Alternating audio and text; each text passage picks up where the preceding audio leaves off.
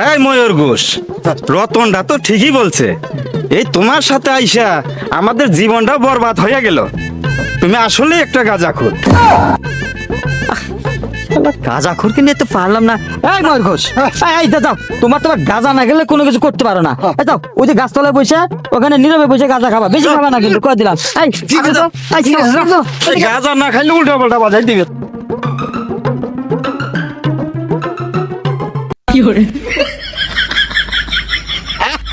কি শান্তি, কি স্বাদ, কি স্বাদ।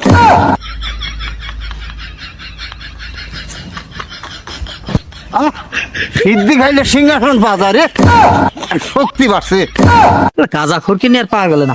এই ময়ূর ঘোষ, হলো নাকি তোমার? চলে আসো তাড়াতাড়ি।